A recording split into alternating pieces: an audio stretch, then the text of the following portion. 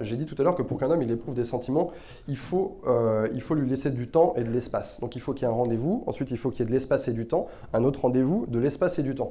Une erreur qui est souvent faite, c'est je fais la rencontre d'un mec, on planifie un premier rendez-vous, et ce premier rendez-vous, il se transforme en premier rendez-vous, plus deuxième rendez-vous, plus troisième rendez-vous. C'est-à-dire qu'on s'était rencontrés, on s'était vus pour boire un verre, pour faire un ciné, pour faire je ne sais quoi, clac.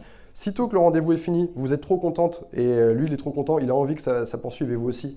Donc on enchaîne un deuxième rendez-vous derrière, et du coup on va dîner ensemble au restaurant, et ensuite on enchaîne un autre rendez-vous derrière, et là en fait on se retrouve à passer 6 heures ensemble dans la même soirée, avec une personne qu'on ne connaît pas.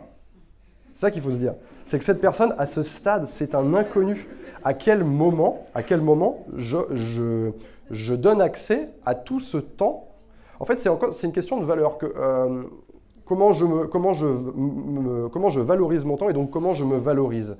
Ce temps, il est à moi, je t'en donne une partie. Est-ce que je te donne 1 heure? Est-ce que je te donne 2 heures? Est-ce que je te donne toute la soirée? Est-ce que je te fais venir chez moi après? Puis finalement, je te dis, ah bah non, ça va trop vite. Le mec, il est un peu perdu parce que lui, il s'est dit, ouh, ça se passe bien, maintenant je suis chez elle. Tac, tac, il commence à réfléchir, c'est bon, j'ai des préservatifs.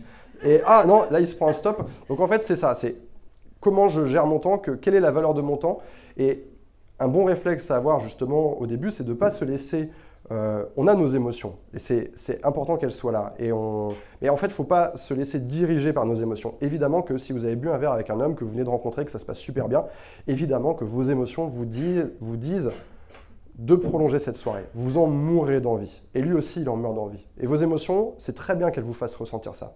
Maintenant, vos émotions, ce n'est pas elles qui doivent vous contrôler. C'est vous qui devez contrôler vos émotions. Vous ressentez cette émotion et vous le gardez avec vous, pour vous, c'est super. Vous pouvez quand même surfer cette vague et vous avez quand même les bénéfices d'apprécier, vous voyez ce que je veux dire? Et en même temps, de se dire, voilà, ce mec, je ne le connais pas, c'est un inconnu. Ça fait qu'1 heure et demie qu'on est physiquement face à face tous les deux, plus le temps de la rencontre, mais bon, ça, c'est pas grand-chose, c'est négligeable. Donc à ce moment-là, préparez-vous en amont et dites-vous, voilà, je vais passer tant de temps avec lui et après, je vais faire ça. Et une bonne astuce, en fait, c'est de déjà savoir ce que vous allez faire après.